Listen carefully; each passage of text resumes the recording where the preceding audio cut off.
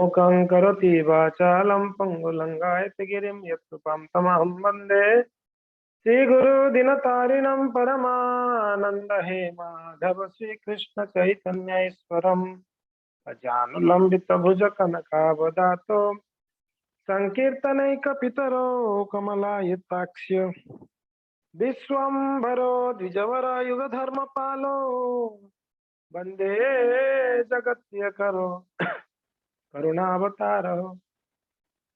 ओम नमो भगवते वासुदेवाय। ओम नमो भगवते वासुदेवाय। ओम नमो भगवते वासुदेवाय।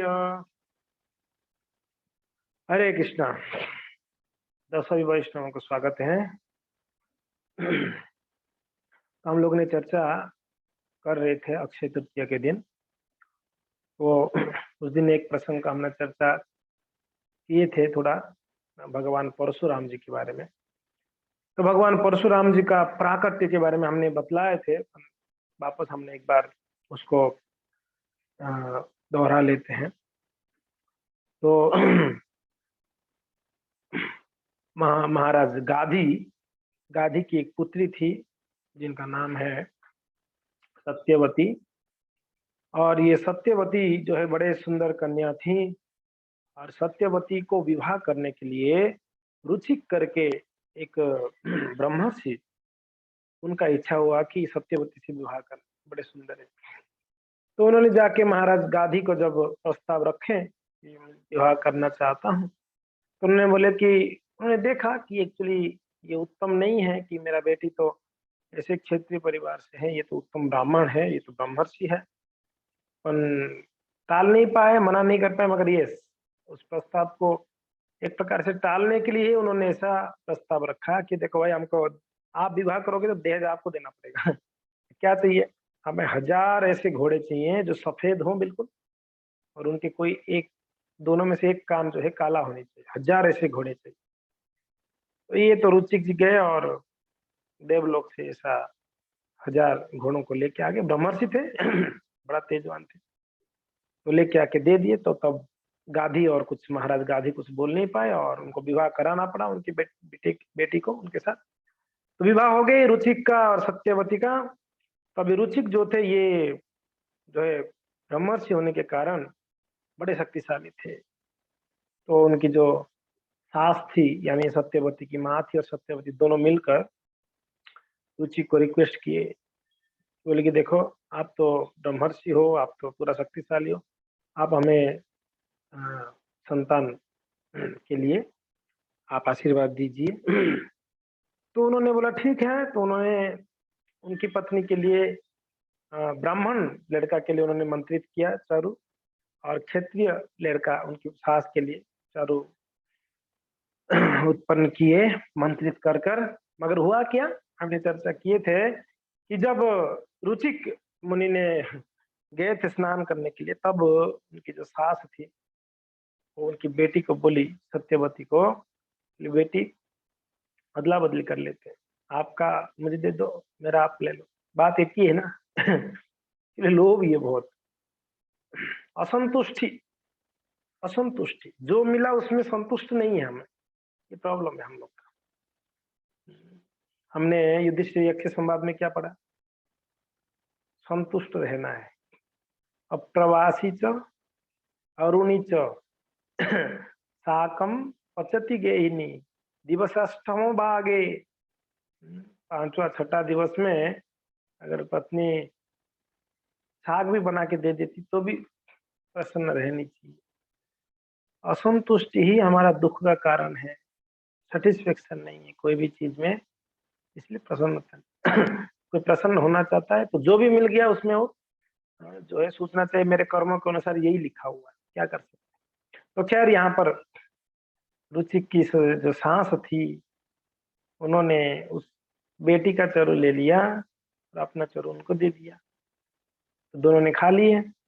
जब रुचिक जी आए तब देखे यार ये तो गड़बड़ हो गया, उल्टा पुल्टा हो गया, अदला बदली। तो बोले कि आपको पता है, उनकी पत्नी को बोले, सत्यवती को, आपको पता है कितना घोर काम किया आपने। आपके गर्भ से एक घोर क्षत्रिय प्रकट होगा और वो ना बड़ा भयानक होगा, तबाही मचाएगा वो। तो ही तो डर गई उनकी पत्नी, बोले ऐसे क्यों आप बात कर रहे हो, ऐसा नहीं होनी चाहिए। तो थोड़ा सा उनको मनाने के लिए प्रयत्न की, तो बोले चलो ठीक है, अपना पुत्र तो नहीं होगा मगर ये अपना पुत्र की पुत्र वो ऐसे होगा, बड़ा भयंकर क्षत्रिय बनेगा, उसका गुण क्षत्रिय का होगा और पूरा तबाही मचाएगा। तबाही यानी पूरा संसार में तहलका मचाने वाला है पृथ्वी में।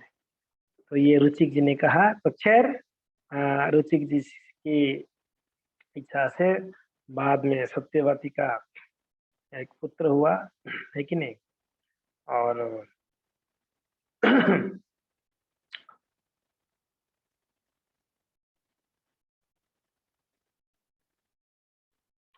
और सत्यवती जो एक नदी बन गई थी, है ना, नदी बन गई अंत में। नदी का नाम क्या था, कौशिकी, है ना, कौशिकी नदी बन गई। और खैर ये जो सत्यवती और रुचिक का पुत्र हुए उनका नाम है जमदग्नि। और ये जमदग्नि जो है ये बड़े सुंदर ब्राह्मण थे, सारे ब्राह्मणों का गुण उनके पास परिपूर्ण था, सम दम तप शौचम। और ये जमदग्नि रेणु की जो पुत्री थी रेणुका, उनसे विवाह किए और रेणुका के गर्भ से कई पुत्र उत्पन्न किए। और उसमें से जो छोटा बच्चा हुआ उनका बेटा, वो हुए परशुराम, भगवान परशुराम जी की जय हो। यहाँ तक हमने वैसे चर्चा कर लिए थे। तो परशुराम जी का प्राकट्य हुआ।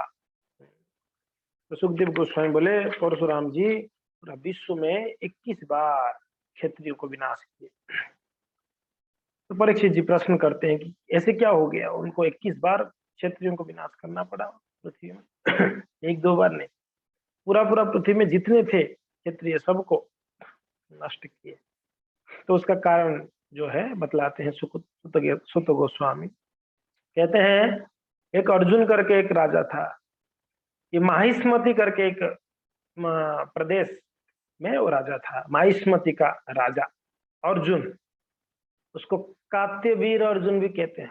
क्या कहते हैं, कात्यवीर अर्जुन, कार्त्यवीर अर्जुन, कार्त्यवीर अर्जुन। और ये कार्त्यवीर अर्जुन जो है ये भगवान दत्तात्रेय जी का उपासक थे। तो उन्होंने घोर तपस्या किया दत्तात्रेय जी को प्रसन्न करने के लिए। और दत्तात्रेय जी जब प्रसन्न हो गए और उन्होंने प्रसन्न होकर दत्तात्रेय जी को 100 हाथ दिए, सॉरी 1000 हाथ दिए।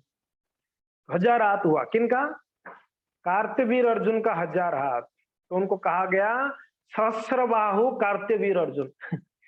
ये नाम में भी प्रसिद्ध हुए, सहस्त्रबाहु के नाम, बड़ा शक्तिशाली हुए। किसी को मानते नहीं थे, किसी को पूछते नहीं थे।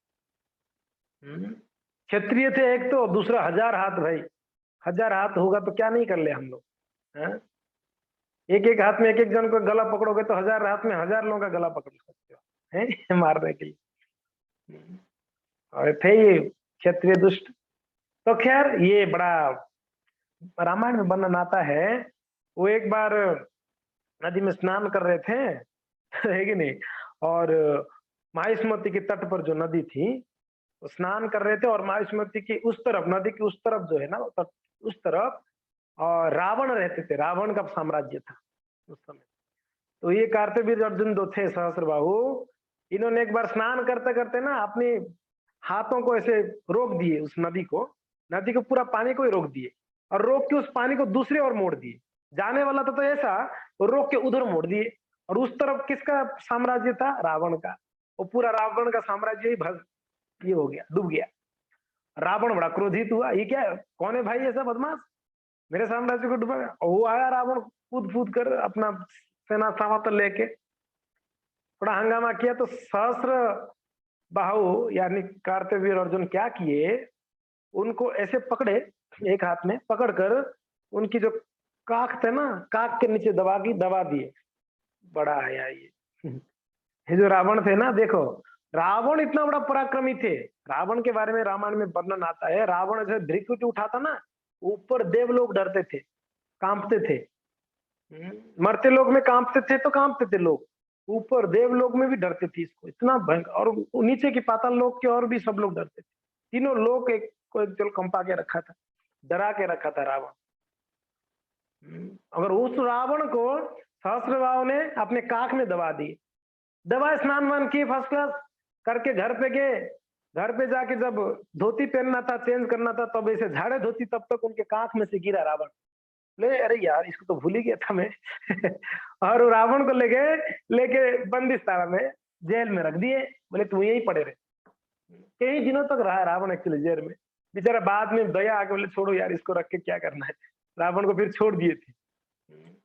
तो ये थे सहस्त्रबाहु, बड़े पराक्रमी थे, रावण को ही बेचारे को बंदी बनाने वाले।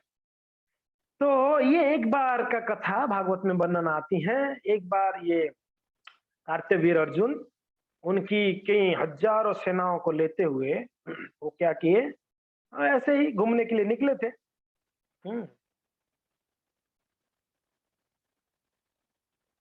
और घूमते घूमते ना सब लोग थक गए थे, उनके साथ में जो भी सेना थे, और राजा कार्तवीर भी थक गए थे।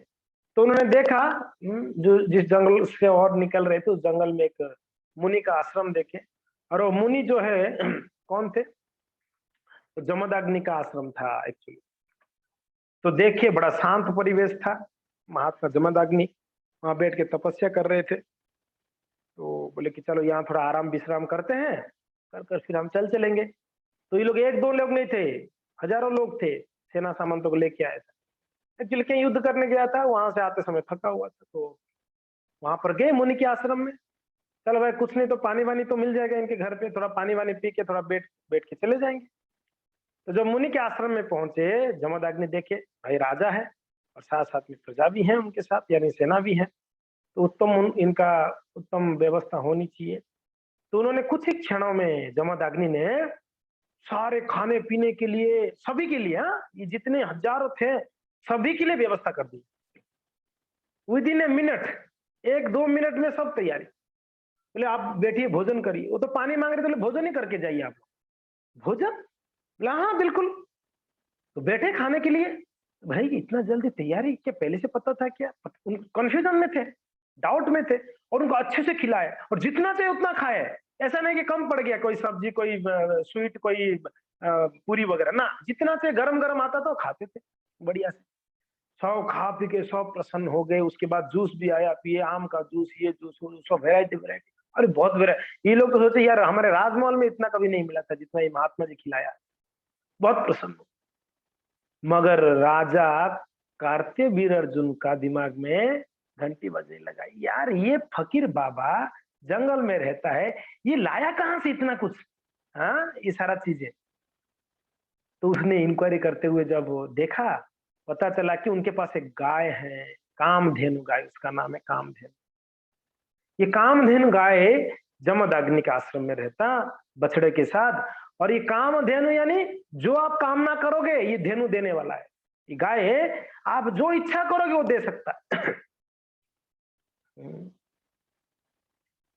ब्रह्मा जी ब्रह्म संहिता में कहते हैं, भगवान की धाम का जब वर्णन करते हैं, कहते हैं भगवान के धाम में कैसे हैं, कहते हैं कि चिंतामणि प्रगर सद्मसुकल्प वृक्ष लक्ष्यावृतेषु सुरभिरभिपालयन्तम् लक्ष्मी सहस्र शत संभ्रम सेव्यमानम गोविंदमादि पुरुषम तमहम भजामि।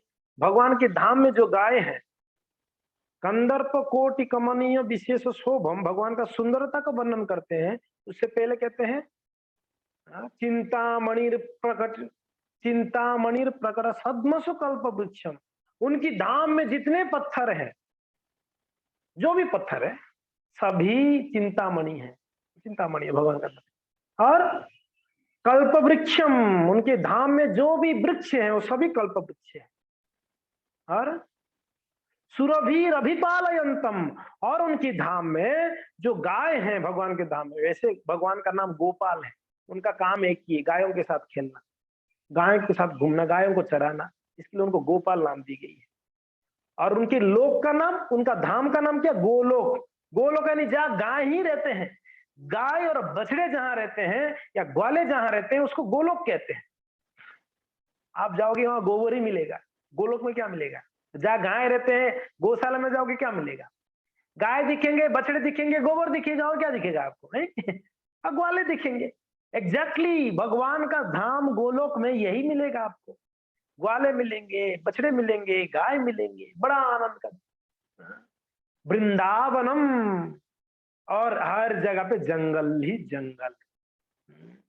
अभी सिटी के लोग कभी ऐसे जंगल में चले जाए, घना जंगल, बेचारे को इतना रिलैक्स फील होता है, यहीं रह जाओ, भजन करो, यहीं रुक जाओ, बड़ा शांति मिलता है, नहीं? अभी गोलोक वृंदावन में, और वहां पर बड़ा मधुर मधुर हवा बहती है, यमुना जी बह रही है। हाँ, मोर जो है, मोर पिकॉक, वो चूं चूं करते होंगे, पक्षियां चूं चूं करते होंगे। हाँ, धीर समीर यमुना तीर। समीर यानी हवा जो है ना, आराम से, धीरे, ऐसा नहीं तूफान आ गया ऐसा नहीं, हवा कभी नहीं, बड़ा आराम आराम से। भगवान का धाम का वर्णन है। और यहाँ पर ये कामधेनु जो गाय है, ये स्वर्गलोक आदि में मिलता है, दिखाई देता है कामधेनु। और ये जमदग्नि के पास ही एक गाय था कामधेनु। जो चाहिए उनको, खाना हो, वस्त्र हो, हाँ, जो चाहिए वो दे सकता हो गाय। तो राजा को पता चला, भाई इसके पास एक ऐसा गाय है, जो एक गाय से उसने हजारों लोगों का सत्कार कर दिया। तो राजा के मन में लोभ क्या आया, कार्तवीर्य अर्जुन का, यार ये गाय तो मेरे पास होना चाहिए, एक्चुअली राजा के पास होना चाहिए ऐसा गाय। ये बूढ़ा ब्राह्मण फकीर के पास ये गाय क्या काम का, हमारे पास होगा तो हम उसको बराबर काम में लगाएंगे। अभी महात्मा जी को बोलेगा तो महात्मा जी थोड़ी देने वाले होंगे।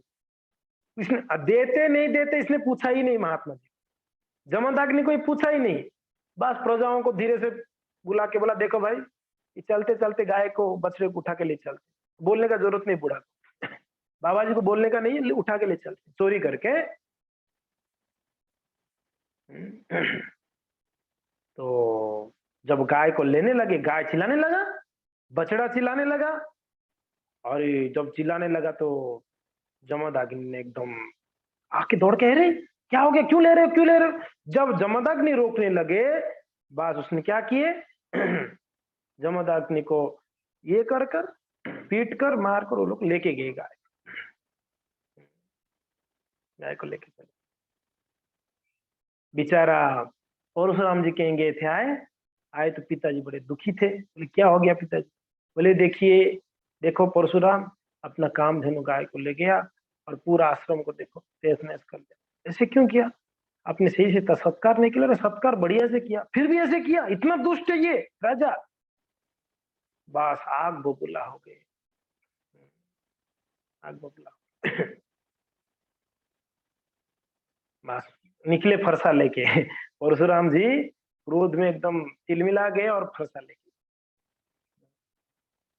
और फरसा लेके जाके, अब कार्तवीर्य अर्जुन गाय तो ले गए थे, अभी राज्य में प्रवेश ही नहीं किए थे उन्होंने, माहिष्मति में अभी प्रवेश ही नहीं किए थे। माहिष्मति से प्रवेश करने से पहले ही ये पहुंच गए। और परशुराम जी पहुंचकर बस जितना सेना थे उनके साथ में सबको, एक एक जन को काटने लगे, काट काट के सबका सर से धड़ अलग कर दिया। अंत में कार्तवीर्य अर्जुन ने जब टूट पड़ा, अभी तो था ही पराक्रमी कार्तवीर्य अर्जुन, इतना बड़ा, हजारों हाथ था उनके पास भाई। अब इनका हरे सभी हाथों को भगवान अपनी फरसा से काट डाले, काट के उनका सर को भी धड़ से अलग कर दिए, बस करके आ गए अपने आश्रम में वापस, गाय को लेके आ गए। अब जब, और उनके पास पता है ये कार्तवीर्य अर्जुन के पास कितना सेना था पता है, वर्णन आता है भागवत में, 1000 अक्षयणी सेना था उनके पास। कितना 1000 अक्षयणी सेना को अकेले परशुराम जी ने मारा। आप सोचो क्या पराक्रम होगा परशुराम जी का, अद्भुत पराक्रम, अद्भुत। अब एक अक्षयणी में कितना सेना होते हैं आप लोगों को पता ही होगा, एक अक्षयणी में नहीं पता है, एक अक्षयणी में 21,870 रथी होते हैं, रथ के ऊपर बैठ के युद्ध करने वाले 21,870 रथी, और उतना ही परिमाण में 21,870 हाथी के ऊपर बैठ के युद्ध करने वाले होते हैं। कितना हो गया, 21,000 प्लस 21,000 कितना हो गया, 42,000 हो गया, लगभग 43,000। तो ये हो गया रथी और हाथी के ऊपर चढ़ के युद्ध करने वाले। और घोड़े के ऊपर बैठ के युद्ध करने वाले 65,610 योद्धा, 65,610 घोड़े के ऊपर बैठ के युद्ध करने वाले, एक अक्षयणी में बोल रहा हूं, इतने ये सब होते हैं। और पैदल कितना होते हैं पता सैनिक? 1,90,340, सॉरी 1,09,000, मैं गलत बोल रहा हूँ, 1,09,340 पैदल सैनिक होते हैं एक अक्षयणी में। कुल मिला के कितना हो गया अब देख लो, 65,000 और वो हो गया 40,000, लगभग 2 लाख, और ये हो गया 1 लाख, सॉरी हाँ 1 लाख, और ये हो गया 1 लाख, लगभग 2-2.5 लाख सेना है एक अक्षयणी में होते हैं। और इनके पास कितना अक्षयणी सेना था? 1,000 अक्षयणी सेना के साथ ये युद्ध किया।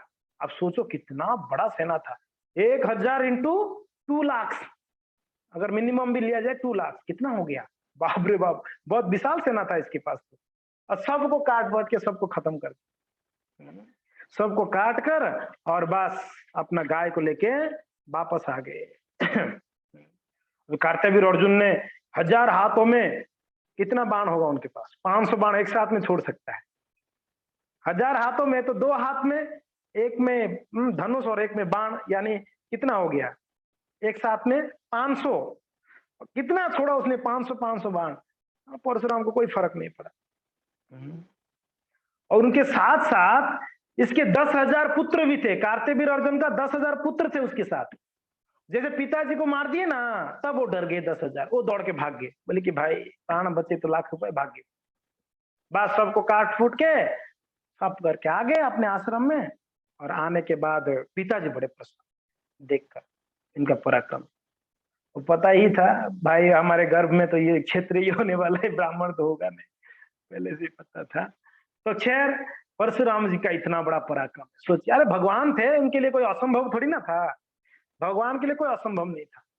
जरासंध को 17 बार भगवान ने 23 अक्षयणी को हराया, 17 बार। भगवान के लिए कोई बड़ा मुश्किल कार्य थोड़ी है मारने के लिए।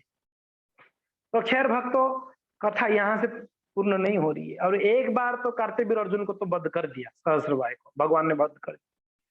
अब एक घटना हुई, क्या हुआ?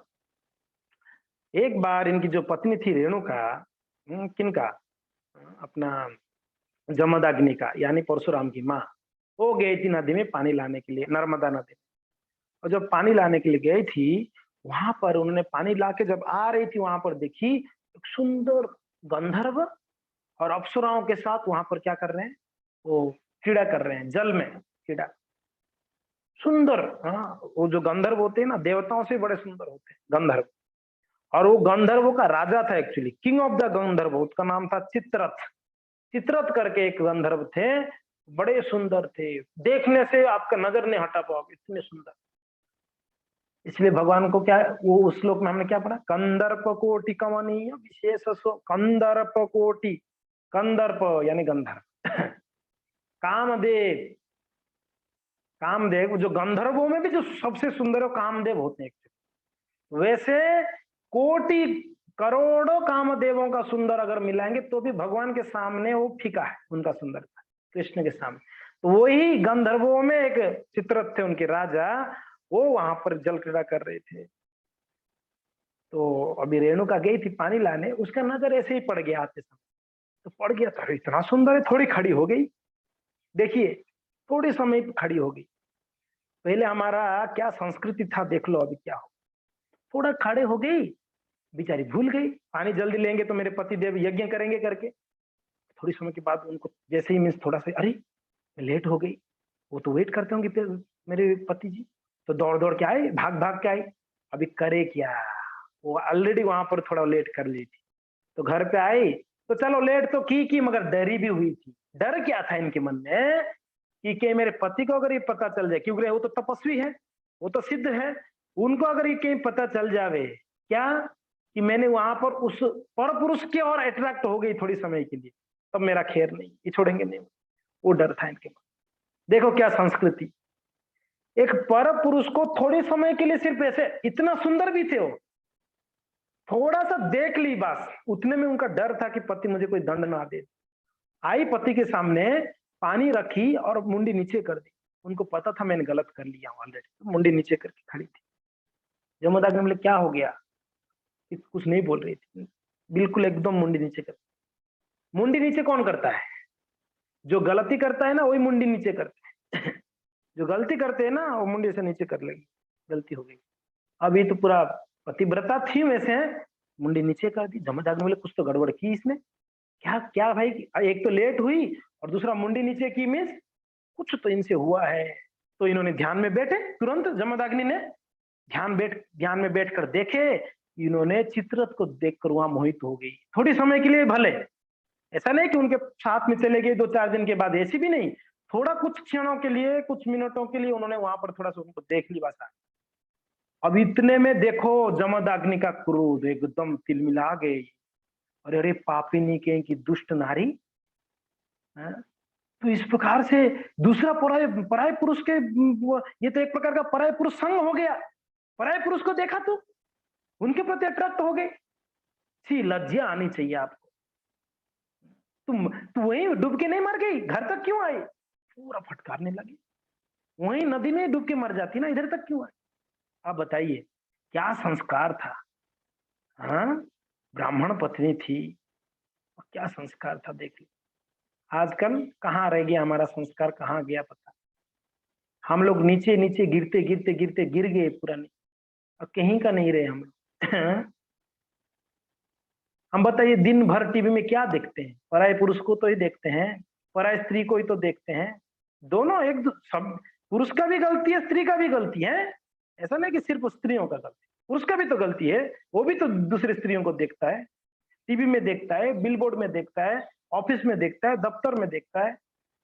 वो कहाँ गलती नहीं का। तो समाज हमारा पूरा नीचे गिर चुका है। एक प्रकार से देखा जाए तो सभी बेबिचारी हैं, सभी लोग बेबिचारी हैं।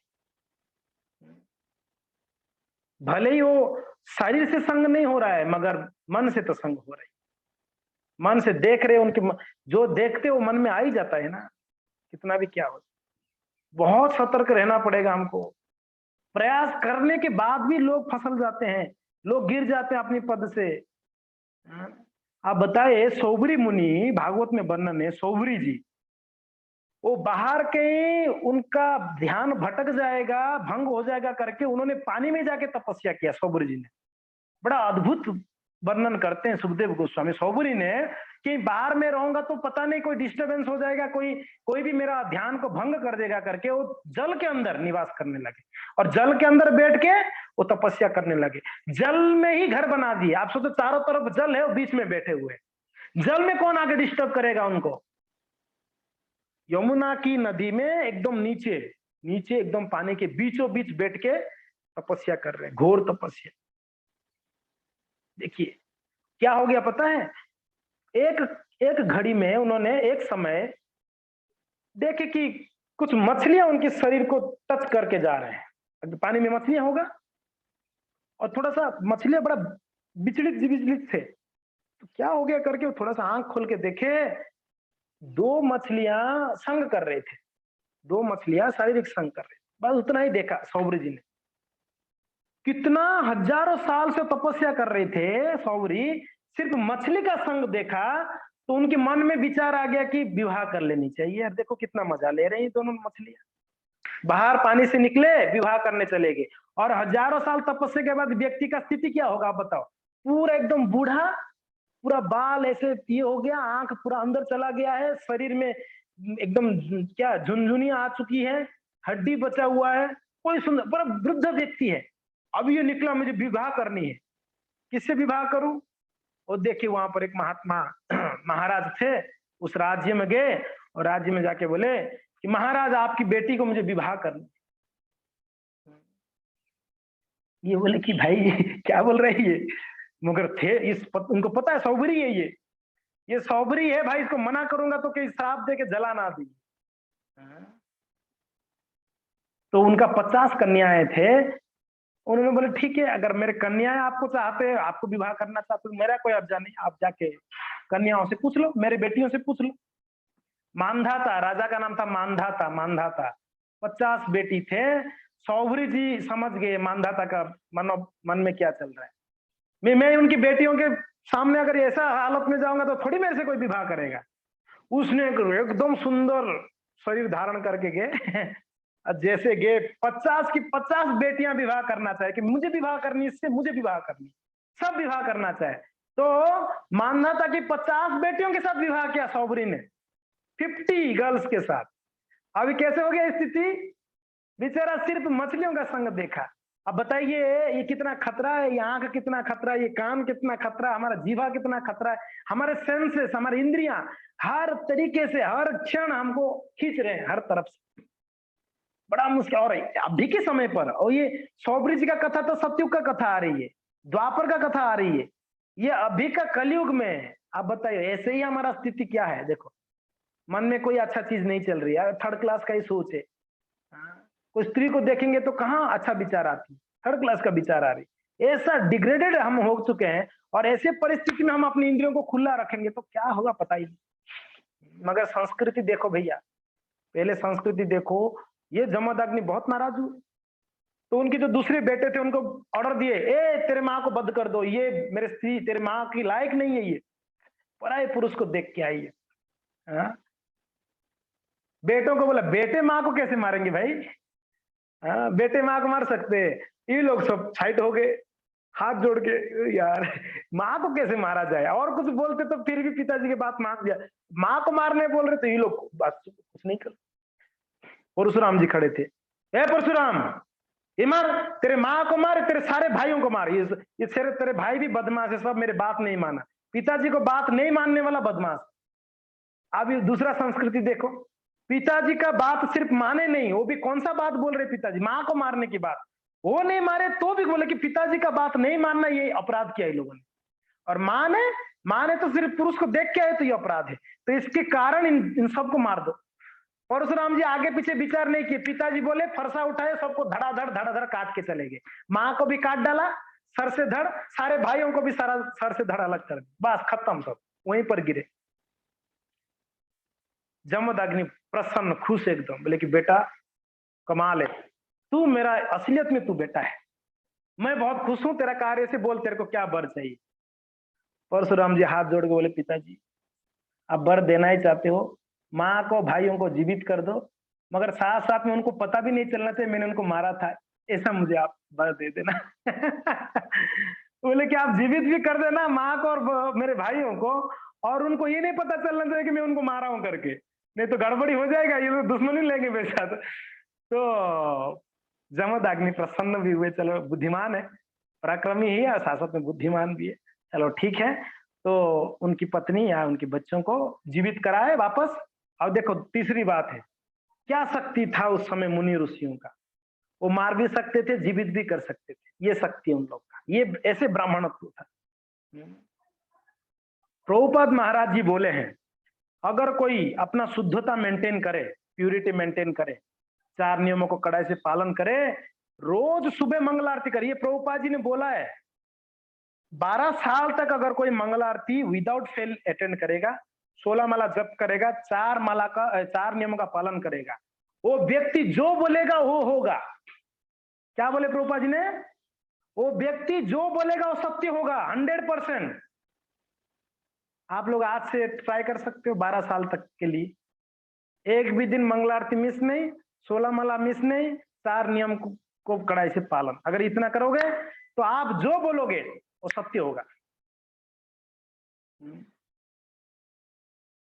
अरे सिर्फ आप जब भी करते हैं ना अच्छे से, आप बोलते तो सत्य हो जाता है, कभी सिर्फ जब करने वाला बोलते सत्य हो जाता है। तो खैर जो भी है, ये महात्मा जी उनको जीवित कर दिए, और करने के बाद और उन लोग को लगा कि भाई हम तो सो के ही उठा, अभी सो के उठा, उनको ऐसा लग रहा था सोए थे उठ गए, जमदग्नि की पत्नी और बच्चों। तो इस प्रकार से जमदग्नि जो है प्रसन्न थे। तो एक समय की बात है,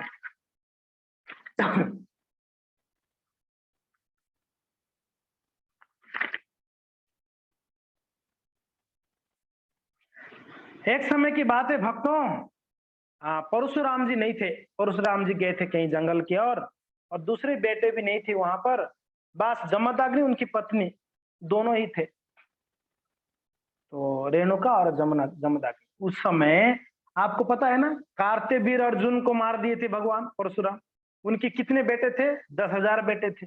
वो 10,000 बेटे ने बस मौका ढूंढ रहे थे घर पे, इनकी घर पे कभी कोई नहीं होगा तब जाएंगे, छोड़ेंगे नहीं इसकी बाप। हमारे बाप को मारा है परशुराम, तो परशुराम की बाप को भी मारना, ये टारगेट बना के रखे थे वो लोग।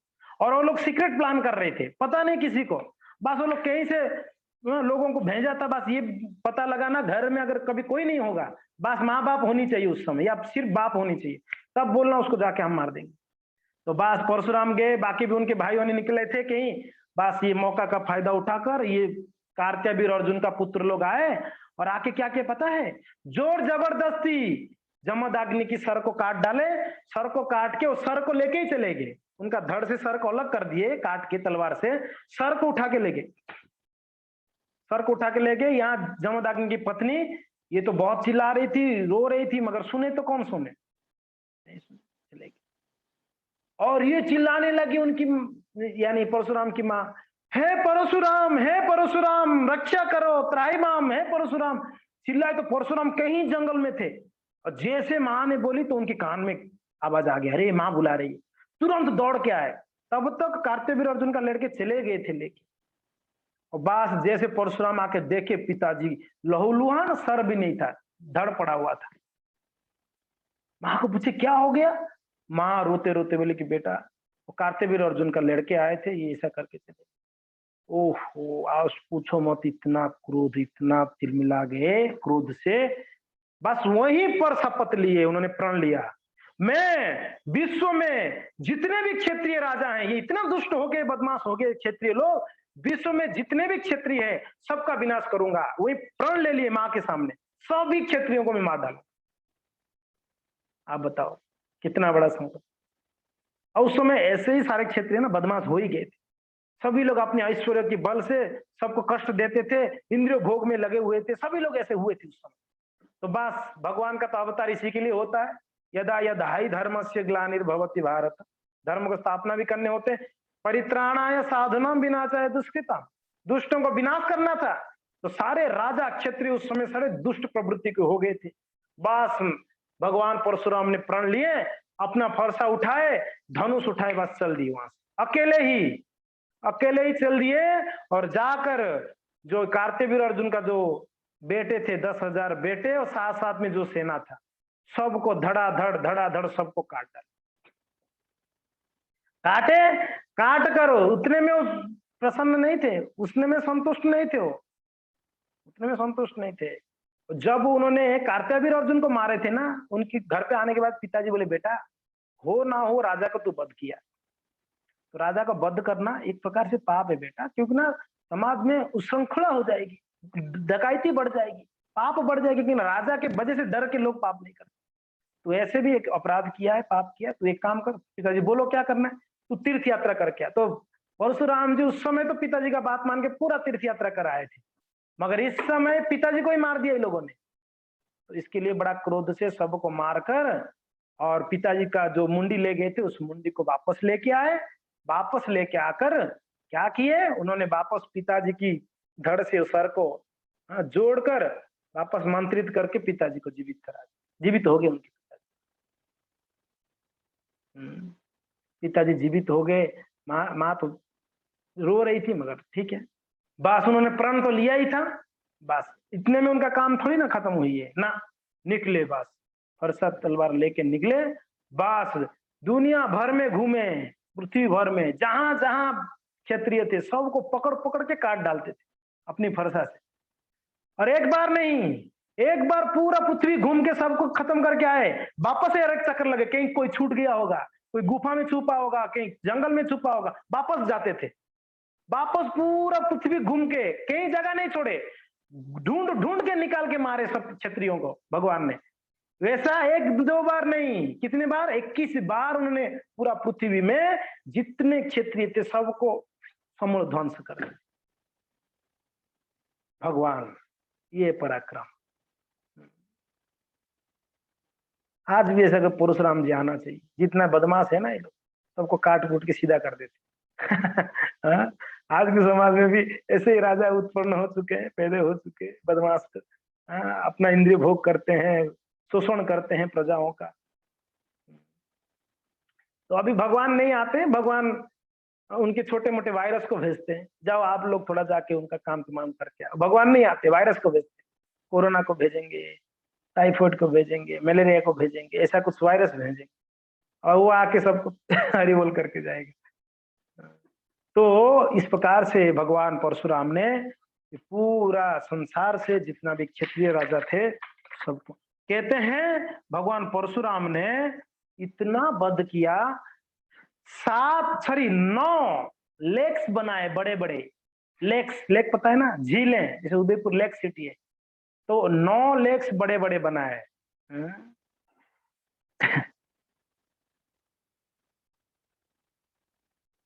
9 लेक्स। और वो लेक्स पानी में भरा हुआ नहीं था, वो खूनों में भरा हुआ था, खून से, ब्लड से भरा हुआ था वो लेक्स। इतना राजाओं को मार के बहुत बड़े बड़े लेक्स बनाए परशुराम जी ने। और इस प्रकार से परशुराम जी लास्ट में उन्होंने रेस्ट करना था, थक गए थे भाई, 21 बार पूरा पृथ्वी में ये किए तो थक गए थे। तो परशुराम जी क्या किए, उनको कहीं जाके रेस्ट करना था। तो कहाँ रेस्ट करो, हर जगह पे खून खून खून खून सब, कहीं कहीं रेस्ट करने की जगह नहीं था उनके। तो भगवान परशुराम ने अपनी जो फरसा था ना, उस फरसा को उन्होंने फेंका, ऐसे फेंके तो पृथ्वी में जो स्थान था वो तो सना हुआ था खूनों में। तो उन्होंने एक नया ही एक जगह को क्रिएट किया, उनकी फरसा जाके एक जगह पे टच हुआ समुद्र में, वो एक बहुत बड़ा विशाल का एक एरिया जो है क्रिएट हुआ उनके फरसा से। उस जगह को परशुराम क्षेत्र कहा जाता है। जो क्षेत्र को परशुराम ने क्रिएट किया उसको, वो ये सिर्फ भूमंडल का नहीं था, ध्यान रखना, ये पृथ्वी का नहीं था, वो जल का स्पर्श हुआ तो जल के कुछ एरिया परशुराम ने स्वयं क्रिएट किया, परशुराम क्षेत्र। आज भी अगर आप जाएंगे महाराष्ट्र की कुछ एरिया से लेके कर्नाटक तक वो फैला हुआ है, उस एरिया समुद्र की तटवर्ती है। और आज भी परशुराम जी विराजमान है। परशुराम क्षेत्र, उडुपी आप लोग नाम सुना होगा ना, उडुपी, ये उडुपी परशुराम क्षेत्र है, परशुराम जी का क्षेत्र। तो वहां जाके परशुराम जी विश्राम किए। आज भी परशुराम जी का वहां भव्य मंदिर है, आप जब जाएंगे परशुराम जी का दर्शन कर सकते हैं। तो इस प्रकार से परशुराम जी लीलाएं किए। राम अवतार में वर्णन आता है एक घटना, परशुराम जी वहां पर भगवान राम और परशुराम दोनों का आमने सामने मुलाकात हुई थी। राम इसमें रामायण में वर्णन है। तो भगवान राम ने सीता मैया को स्वयंवर से जीत कर ला रहे थे, जनकपुरी से रिटर्न आ रहे थे, तो उन्होंने शिव धनुष को तोड़ दिए थे। हमने एक कथा बताए थे शिव धनुष के बारे में आप लोगों को, है ना। तो ये शिव जी का धनुष था, उस धनुष को तोड़कर वो सीता जी को ले आए थे। तो परशुराम जी का भेंट हुई, तो भेंट हुआ तो क्या भाई, बड़ा डंका बज रहा है कि शिव धनुष तोड़ दिया, शिव धनुष तोड़ दिया, चारों तरफ डंका बज रहा है, कौन है ये देखो, मैं थोड़ा शिव धनुष को तोड़ने वाला कौन पराक्रम, भगवान राम। ये लड़का ये लड़का शिव धनुष तोड़ सकता है, दिखने में दुबला पतला, दुबला पतला यानी उनके हिसाब से, यार इसके शरीर में मांस ही नहीं है क्या, शिव धनुष को तोड़ेगा, उसको उठा ही नहीं सकेगा ये लड़का। उनको पता नहीं कि सामने वाले भी तो भगवान है, आप हो तो क्या हो। तो बोला आप क्या शिव धनुष को तोड़ दिया, मेरा धनुष तोड़ के बताओ। उनके पास भी एक धनुष था, वो भी महादेव जी का था। बोले इसको तोड़ के दे। अब भगवान राम से उसको भी तोड़ ताड़ के ठीक कर दिया। बोले कि हाँ ये तो फिर आप हाथ जोड़ दिए। बोले कि आप कौन है, मैं राम हूँ, मैं परशुराम हूँ, दोनों राम मिले वहां तो परशुराम जी का प्रसंग रामायण में आती है, आप उसको पढ़ सकते हैं। इस प्रकार से परशुराम जी ने विशेष करके इस संसार में दुष्टों के विनाश करने के लिए ही आए थे, दुष्टों को संहार करने के लिए। श्रील प्रभुपाद जी एक तात्पर्य में बहुत सुंदर बात कहते हैं, उसको हम पढ़ के क्लास को विराम देंगे क्योंकि दूसरा एक क्लास है। सो इसको हम पढ़ लेते हैं, थोड़ा सा सब लोग ध्यान से देख लीजिएगा प्लीज। परशुराम भगवान है और उनका शाश्वत ध्येय है परित्राणाय साधुनाम विनाशाय च दुष्कृताम, भक्तों की रक्षा और दुष्टों का विनाश करना। भगवान के अवतार लेने के कार्यों में से एक है सभी पापी लोगों का वध करना। भगवान परशुराम ने सारे क्षत्रियों का क्रमशः 21 बार वध किया, क्योंकि वे ब्राह्मण संस्कृति के पालक नहीं थे। यह तो वो जो क्षत्रियों को मारे वो कोई ब्राह्मणों को नहीं मानते थे। ब्राह्मणों को एक्चुअली क्षत्रियों का कार्य ब्राह्मणों को सुरक्षा देना, स्त्रियों को सुरक्षा देना, बच्चों को सुरक्षा देना, मगर वो नहीं करते थे। इसके लिए उन्होंने 21 बार ये जो सभी क्षत्रियों को वध किए। यह तो बहाना था कि क्षत्रियों ने उनके पिता का वध कर डाला था। वास्तविक तो यह थी कि राजन्य वर्ग या क्षत्रिय दूषित हो चुके थे। प्रभुपाद जी ने मेन जो कारण बता रहे हैं यहाँ पर, ध्यान से देखना। ऐसा प्रतीत क्या होता है कि भाई उनके बाप को मारा तो देखो सबको मार दिया, ये क्या बात है यार, ऐसे थोड़ी है, भगवान हो कैसे कैसे कर दिया, बाप के बदले में पूरा संसार में क्षत्रियों को मारना, ये तो गलत है। एक्चुअली कारण वो नहीं था, कारण ये था कि वास्तविक में बात यह थी कि जितने भी राजा थे वो सभी दूषित हो चुके थे, बदमाश हो चुके थे और उनकी स्थिति अशुभ था। और जब राजा ही दूषित होगा तो प्रजाओं का क्या स्थिति होगा बताइए। राजा धार्मिक होगा तो प्रजा धार्मिक होगा, राजा बदमाश होगा तो प्रजा भी बदमाश होंगे। हाँ, कहते हैं ना, यद यद आचरति श्रेष्ठ तत्तेव तरो जनः। जो श्रेष्ठ व्यक्ति जो करता है उसकी फॉलोअर्स वही करेंगे।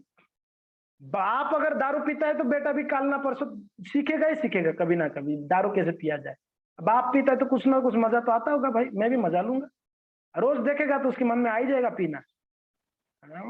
अगर बाप सिगरेट पी रहा है तो बेटा भी देखेगा, दो 3 4 5 साल के बाद वो कभी ना कभी तो सिगरेट को पिएगा, क्योंकि ना वो देखता है।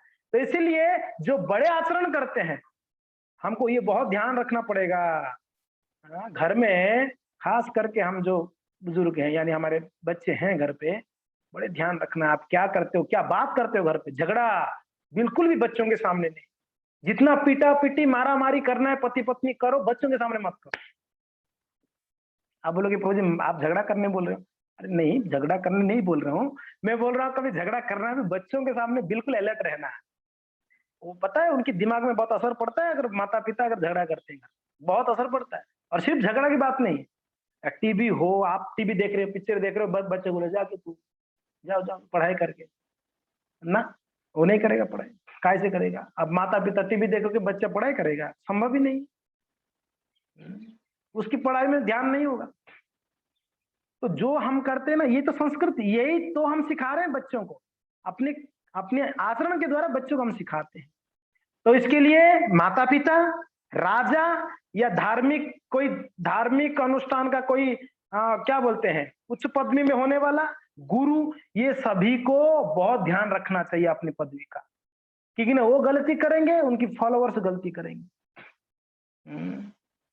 उसमें बहुत ध्यान रखना चाहिए। तो श्रील प्रभुपाद जी यहाँ पर कहते हैं, और थोड़ा सा है तात्पर्य, कहते हैं कि शास्त्र में विशेष रूप से भगवत गीता में ब्राह्मण संस्कृति के लिए आदेश है, क्या है, चातुर्वर्ण्य महासृष्टम गुणकर्म विभागस, प्रकृति के नियमानुसार चाहे वो परशुराम का युग हो या वर्तमान युग हो, यदि सरकार निकम्मी तथा पापमय हो जाती है, समझ रहे हैं क्या बोल रहे हैं प्रभुपाद जी, अगर सरकार निकम्मी या पापमय हो जाती है और वो ब्राह्मण संस्कृति की परवाह नहीं करती है, साधु संस्कृति का परवाह नहीं करती है, भक्तों को रक्षा नहीं करती है, तो परशुराम के समान ईश्वर का अवतार अवसंभावी है, जो अग्नि अकाल, ये देखिए प्रभुपाद जी एकदम क्लियर कर दिए यहाँ भगवान अवतार लेते हैं कैसे, जो अग्नि अकाल बीमारी या अन्य विपदा से प्रलय उत्पन्न कर देंगे।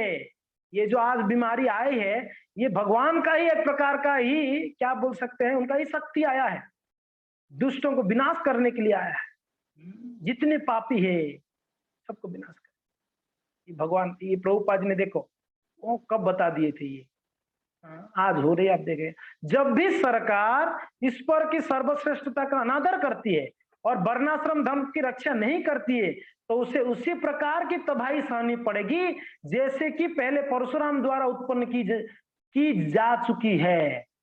आज देखो संसार में कितना तबाही मच रही है, आप देखा है, अब हर देश में तबाही मचा हुआ है। कारण क्या है उसका, एक ही कारण है, जो राजा वर्ग हैं वो लोग दुष्ट बन गए हैं। राजवर्ग यानी जो कोई उच्च पदवी में है, कोई पोस्ट में है, कोई लीडर पोजीशन में है, वो लोग दुष्ट बन गए हैं।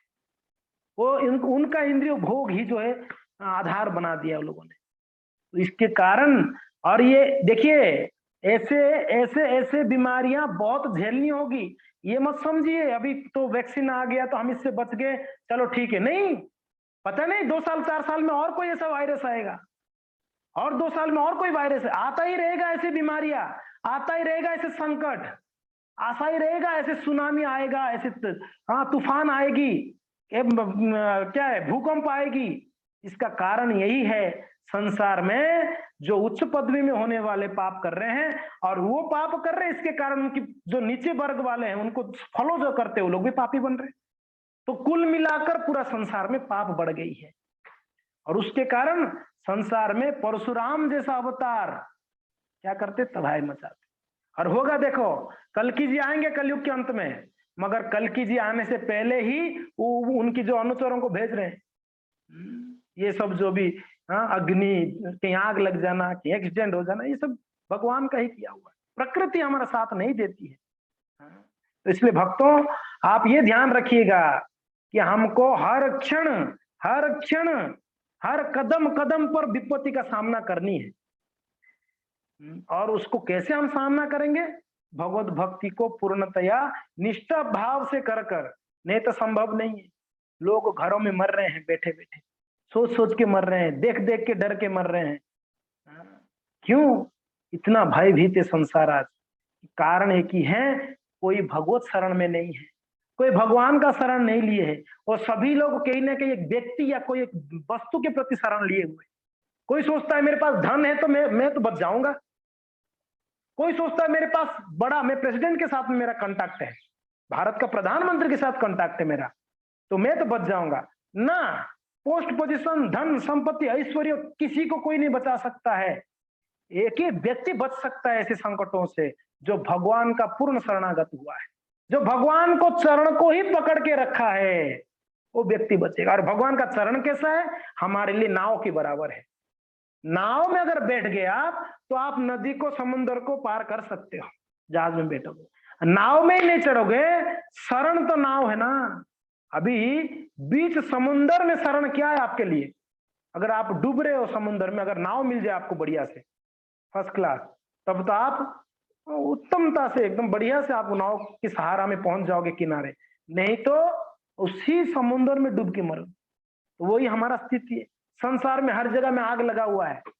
संसार दावा नलिड लोका त्रणाय कारुण्य घन घनात्वम। संसार दावानल, अरे चारों तरफ आग ही आग है, जल रहा है, संसार जल रहा है। कहां जाओगे? सब जगह आग लगाए तो आप कहां बच पाओगे? बताइए कौन से ऐसे स्थान में आप बच पाओगे? ना, संभव ही नहीं है। त्राणाय कारुण्य घन घनात्म, जब तक बारिश नहीं होगी आग नहीं बुझेगी।